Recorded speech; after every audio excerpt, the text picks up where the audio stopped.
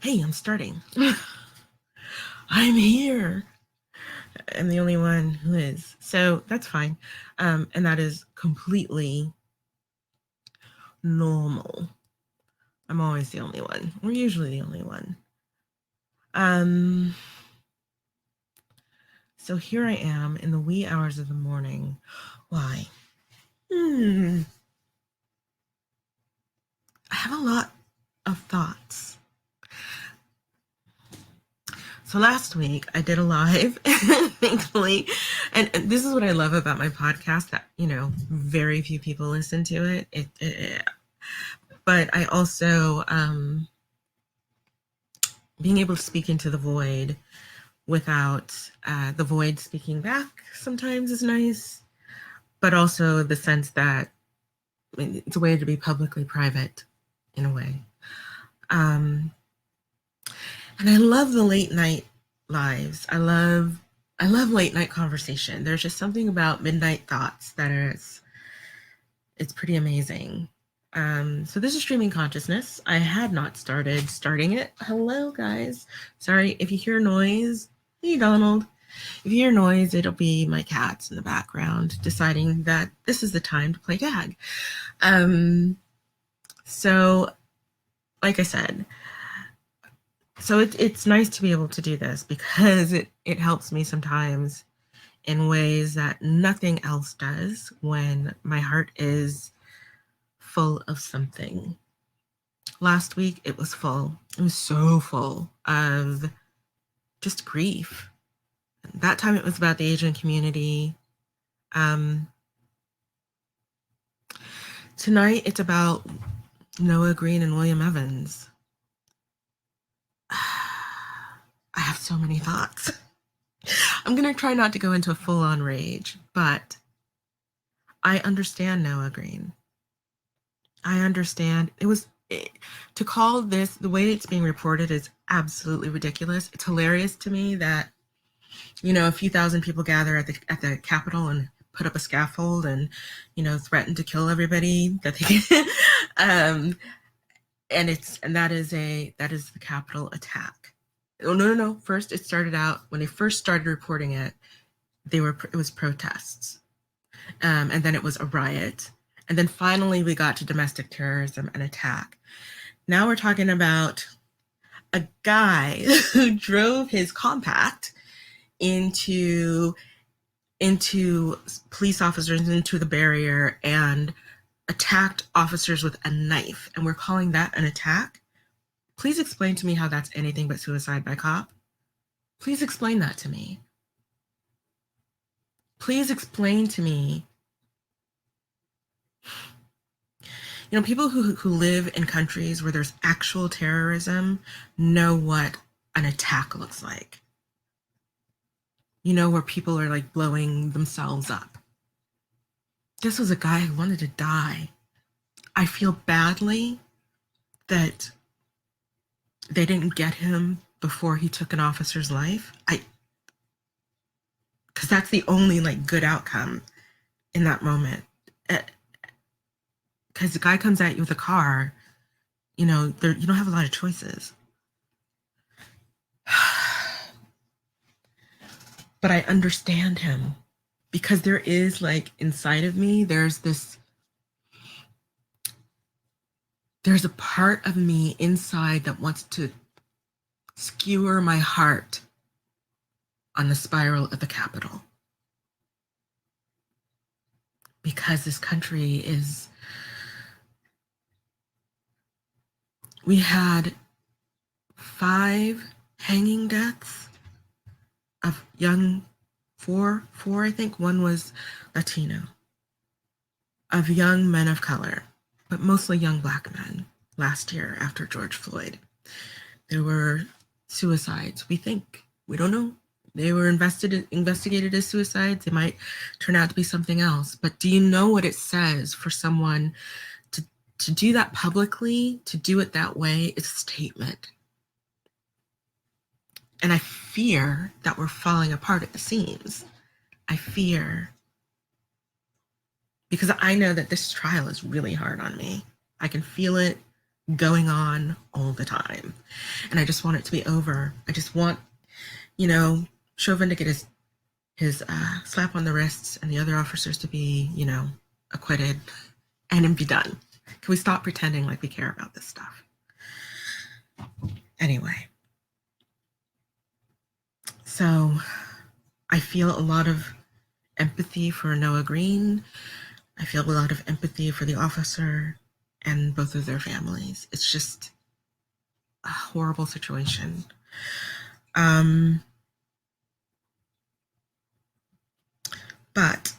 I'm going to move on from there because I decided I want to talk tonight about love. You like cats? Yay, I'm glad, because mine are awesome. Awesomely annoying at the moment, but they are pretty cool. I have a ragdoll and I have like a British short hair and Maine Coon mix. So she looks like a little mini, she's 6 pounds and she looks like a miniature Maine Coon. And those things are huge, right? It's hilarious. So anyway, she thinks she's the ragdoll thinks she's the boss of the world. So I did want to talk about love because I am thinking about it. I was one of my favorite poets. Well, my absolute favorite poet, the poet of my heart, is Edna St. Vincent Millay. She is or was a very, you know, who's it? Was it Eleanor Roosevelt who said that well-behaved women don't make history? She was a very badly behaved woman. And I believe that she wrote one of the best, and I'm going to say in the Western world, because I think that there are others who surpass her. Rumi is one I think of just like off the top of my head, but in the Eastern world. But in the Western world, she's written what I consider to be the best collection of sonnets about love, book of poetry about love. And it's the way I feel about love. Like for me, romance, I believe in romance with a capital R. Like Ivanhoe and the Three Musketeers. Romance isn't romance without a body count. I mean, that's just kind of my thinking. Very, I have a very like elemental way of thinking and looking at love and thinking about it. Even though as a human being, I'm pretty, how to put it? Let's just say this. I did not understand falling, quote, in love until I was like 42 years old. I didn't believe in it. I didn't believe I could do it. I believe that most people who said that they were, talked about falling in love had no idea what they were talking about.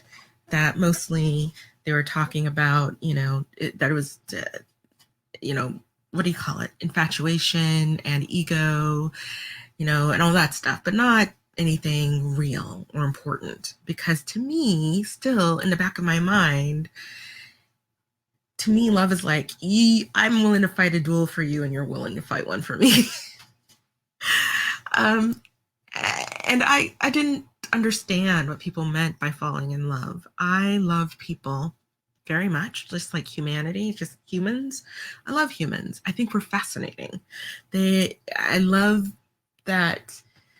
I love how unpredictably predictable we are, or predictably unpredictable. It's amazing the ways in which we behave. Love it. And I fall in love with people in the sense of just like feeling this connection to them. You'll meet someone and you'll feel this connection.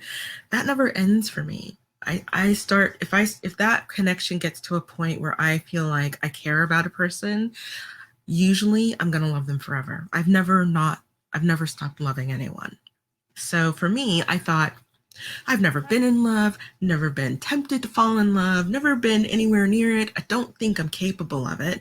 And maybe it's because of this little trait of mine where I come to love people who, how to put it? Who, there are all these people in the world that I love. And maybe for me, that just means that I'm not going to fall in love with like one person. Maybe I'll have like a sort of surface love for humanity and a deeper love for people that I feel connected to and who are my friends. And, you know, some kind of cooperative partnership love for a mate if I ever get married or whatever. But but the whole falling in love business, I was very confused by until I did it. And then I did it. And it was insane to do so at 42. I don't remember deciding to. I remember meeting the person and thinking, this person is all the things on my list, I think. I think he's all the things that I thought I wanted in a partner. And he was at the time.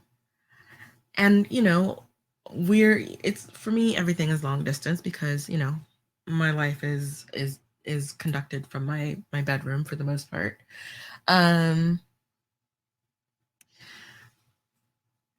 But he was amazing. I thought he was really fascinating as a human, etc. And he lived way away, another country. And I just mentioned my cats. The little one had a brother, and when I got them, she was, oh, where did I go? Oh, there I am. When I got them at 3 months old, and the brother died. I had to have him put down. And the night that I had to do that, a friend had to drive me because I didn't have any money at the time. A friend had to drive me to another city where I could get it done for free. And it was like, hours. And I texted him to kind of let him know what was going on. And, we went out to dinner and came home. And when I came home, I realized I'd gotten a message from him. He'd stayed up all night. He'd stayed up till, like 5 a.m. his time because he knew I would be upset when I came home. And I fell in love like a rock. I just went, boom. Oh my gosh. And for me, thank you. Have a good day. You too. Oh, thank you so much. And like a rock. So I fell. And it was the whole being made a priority and being made a priority in such a way that what's important to me was important to him enough to sacrifice his comfort. And, there were lots of other things. I mean, he was a good guy. And so there were things that made me care about him. So that happened. And then but that relationship didn't last because we're good as friends. We're really good as friends. And the kind of relationship I would want to have with him, I think I could probably only have with him as a friend, probably. So I still love him, but we're not together. But the next relationship was longer lasting and deeper and more complicated and all that nonsense. And it was awesome for the time that it lasted.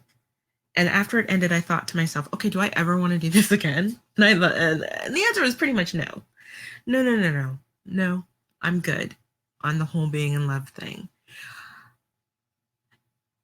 And now, a year after the breakup, I kind of think I would.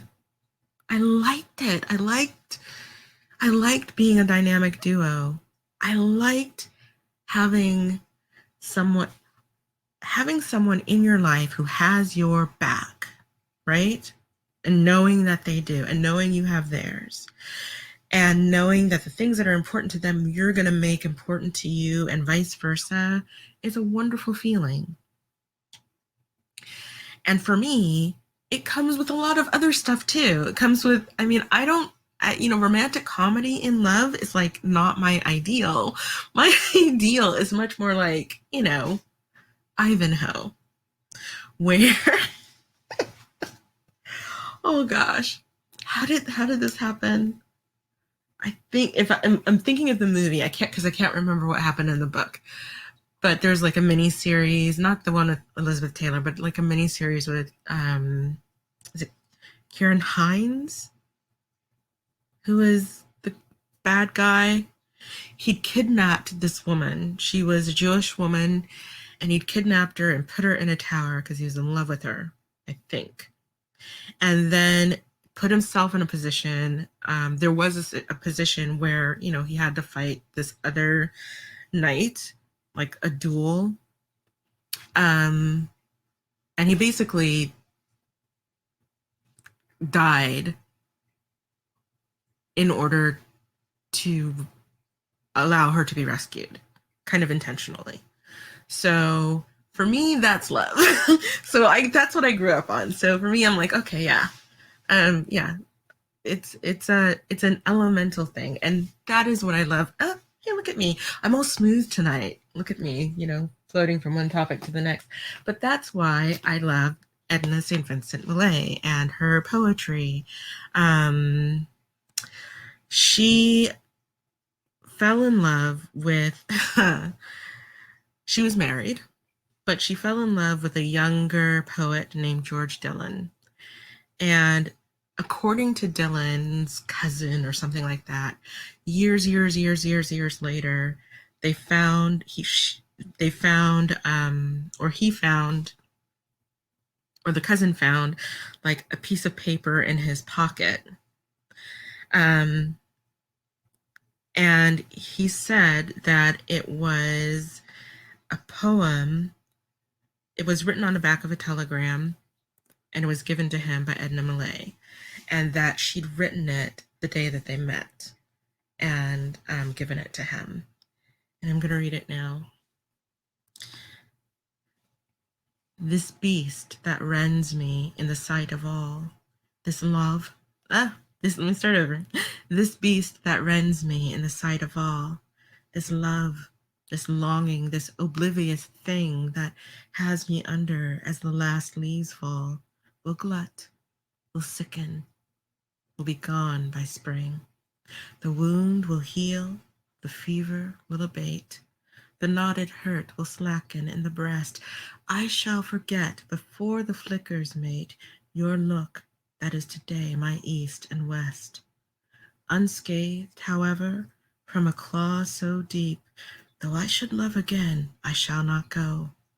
Along my body, waking while I sleep, sharp to the kiss, cold to the hand as snow, the scar of this encounter, like a sword, will lie between me and my troubled Lord. So that's the way I like to do love. I don't, just the whole like warm, fuzzy. I love romantic comedies, but that is not my romantic ideal. My romantic ideal is, I can't remember, there's a word for it. It's elemental, but it's also sort of primal in a way. But more than that, I don't know how to put it.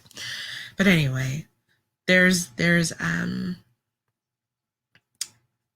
of all women alive, Olympian gods, I see now.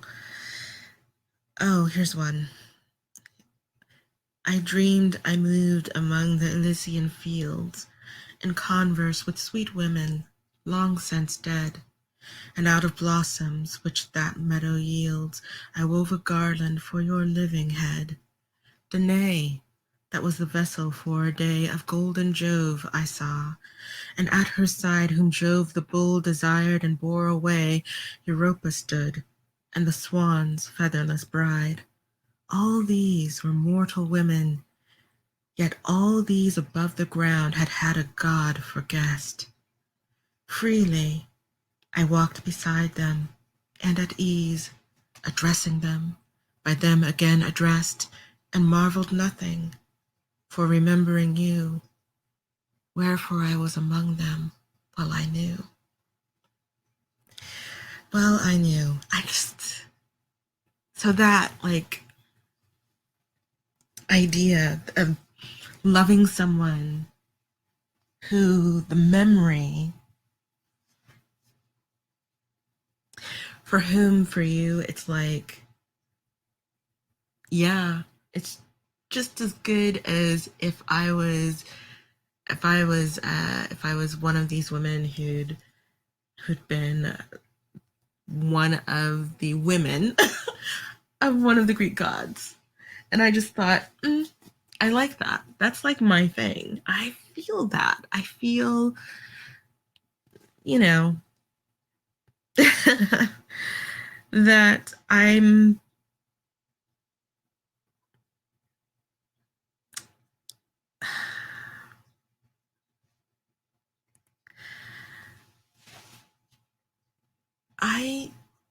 believe that I don't believe in comfort. I think that's what it is. I think that's part of it. I think that's just like my nature, that I'm not a big, huge believer in the idea of comfortableness, shall we say. So for me, yes, I found tremendous comfort in being loved and in loving people. But when it came down to it, what it was about for me was the lengths to which I was willing to go for them. The kinds of battles that I was willing to take on for their sakes. And the same for them, for me. So that I was, the ways in which I was willing to inconvenience or discomfort myself in order to be their wing person, to be the person that they trusted, you know? And I find I probably, I will say that the last relationship, whoa.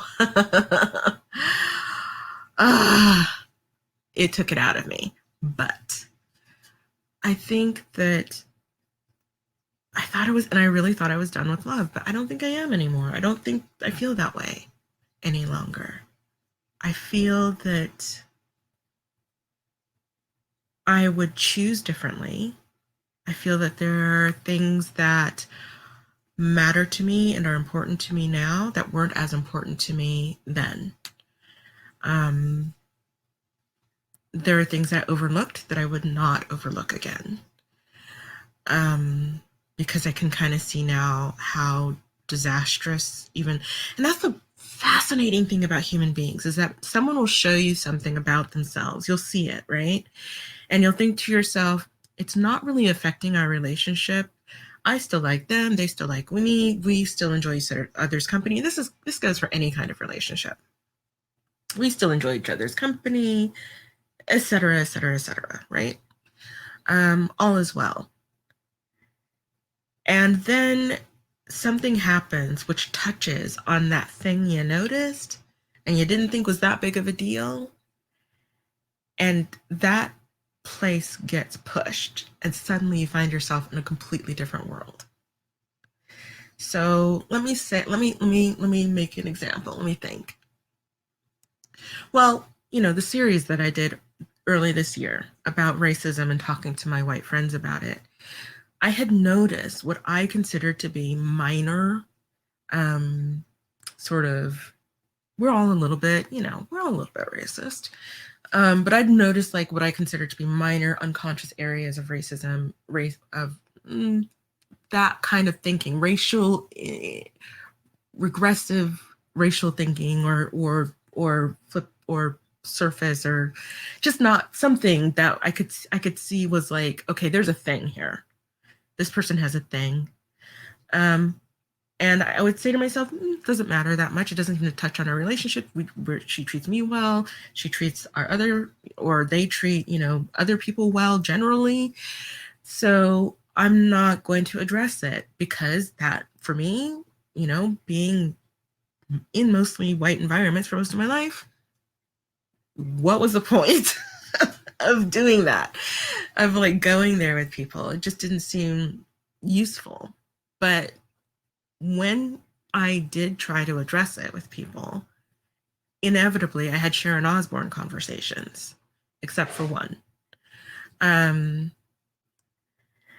And I think that's what I did with certain qualities. So there are certain things that I was willing to accept in that way, certain traits or lack of, in terms of character and ability, et cetera, et cetera. That now I don't want. Like, loyalty is super important to me now. It was what mattered to me before was that I was loyal. I was less invested in whether my partner was as loyal as I am. And I discovered that makes a difference. That makes a really big difference when, stuff goes down. So I think nowadays I would be more, that would be one of those things that is super important.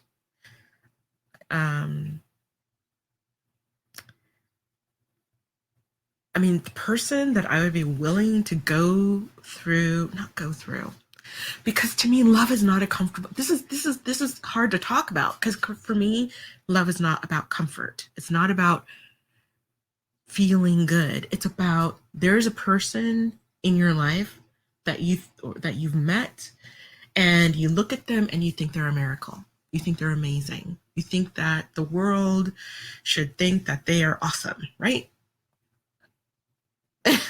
You think they're awesome. So it's not about like how they, and it's also about how they make me feel. Like, do I feel good when I'm with them?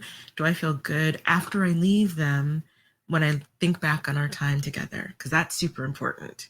Because there are people in this world who can make you feel really, really good in the moment. And then when you think back, you're like, okay, they sort of did that by making you feel a little bit bad about something in order to build you up.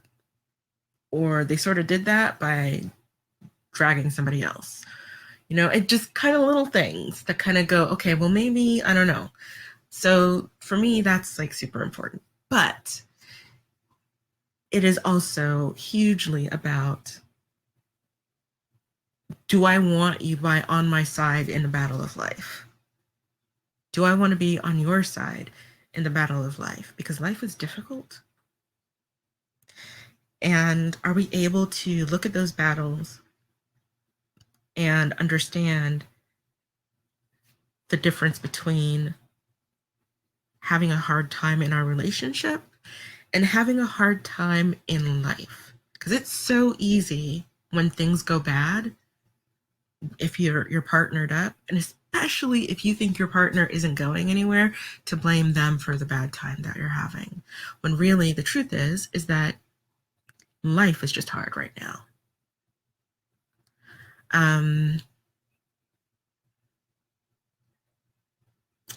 So that's important to me. And I'm going to read some more because I just, I love her poetry. There's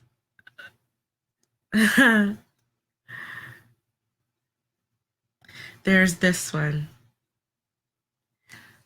These are all from Fatal Interview by Edna St. Vincent Millay. And if you get a chance to, I don't know how you guys feel about biographies, but if you have the opportunity, do read Savage Beauty by Nancy Milford.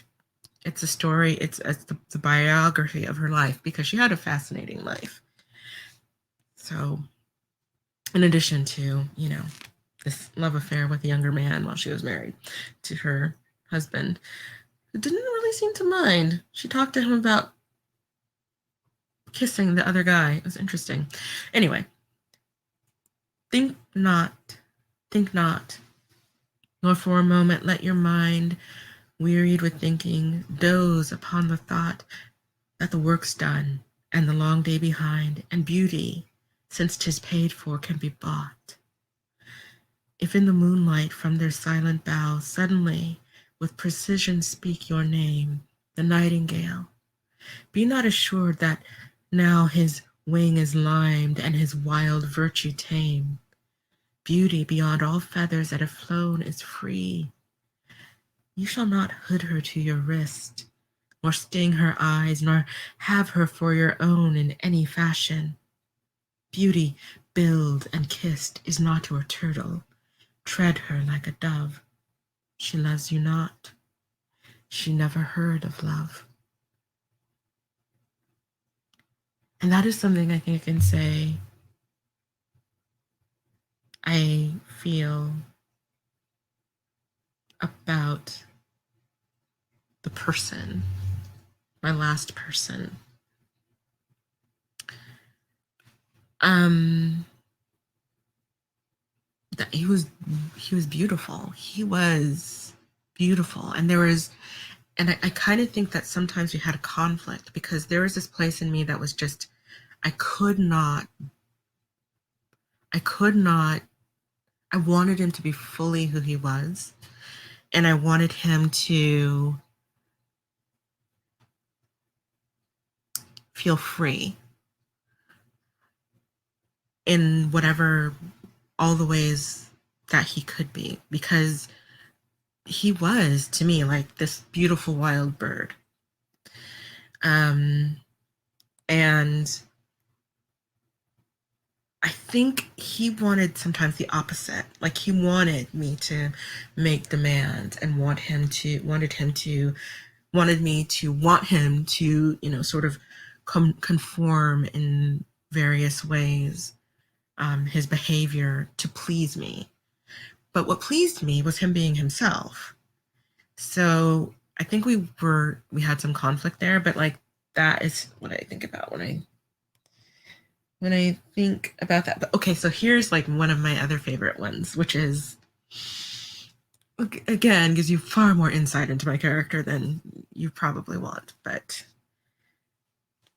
now by this moon, before this moon shall wane, I shall be dead, or I shall be with you. No moral concept can outweigh the pain past rack and wheel this absence puts me through. Faith, honor, pride, endurance, what the tongues of tedious men will say, or what the law. For which of these do I fill up my lungs with brine and fire at every breath I draw? Time and to spare, for patience by and by, time to be cold and time to sleep alone. Let me no more until the hour I die defraud my innocent senses of their own. Before this moon shall darken, say of me, she's in her grave, or where she wants to be. Yeah, my ideas of love are just a little bit dramatic. I can't help it. Oh, and this is one of the others that's my favorite. When women have loved before as I love now, at least in lively chronicles of the past, of Irish waters by a Cornish prow, or Trojan waters by a Spartan mast, much to their cost invaded, here and there, hunting the amorous line, skimming the rest, I find some woman bearing as I bear, love like a burning city in the breast. I think, however, that of all alive, I only in such utter, ancient way do suffer love.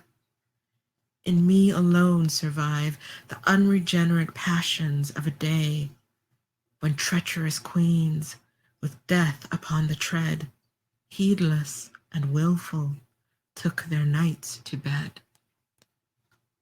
I think she's talking about Guinevere there.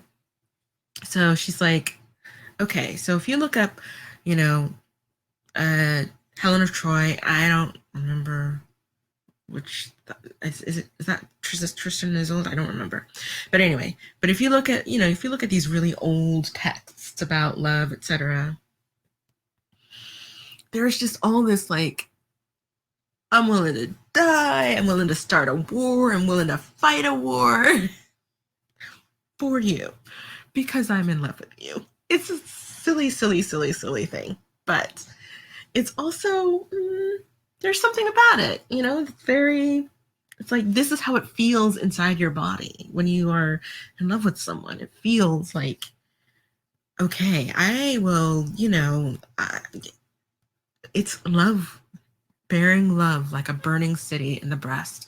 Does not sound comfortable, I know. A burning city is quite large, difficult to get into the chest, and it all being on fire would also make it uncomfortable. So again, lack of comfort. This is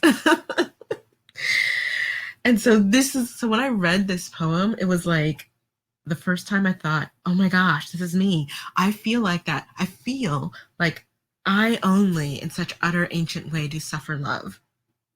In me alone survive the unregenerate passions of a day when treacherous queens with death upon the tread, heedless and wilful, took their knights to bed. Hello, Guinevere and Lancelot. I think it's Lancelot. Pretty sure. Camelot.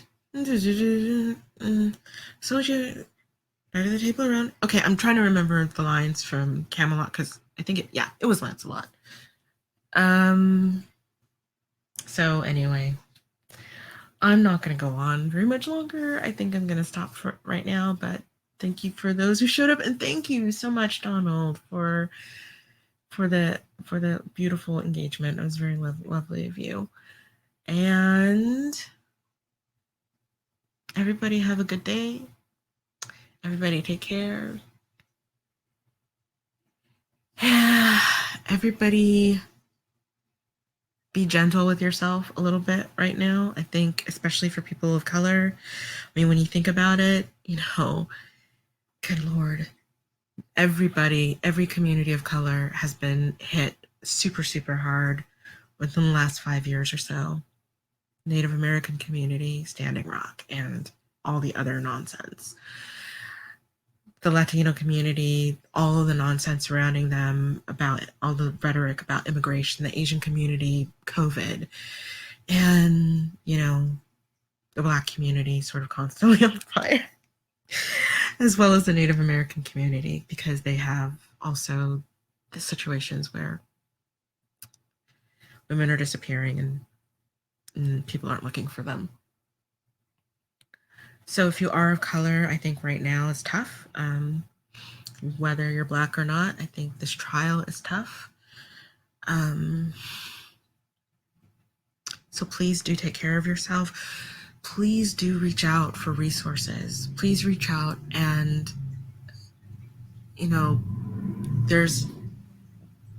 I'll put some things in the description when I post this, because I'm afraid for us. It feels like the country's coming apart at the seams, and I'm afraid for people right now. So please try to be good to each other and try to take care of yourself and try to take care of those around you. It does help sometimes to be there for other people. It helps a lot to try to be there for other people when things are tough on you. But also, make sure to put your own mask on first. Everybody, have a great night. Have a great day. I'll see you soon. Streaming Consciousness out.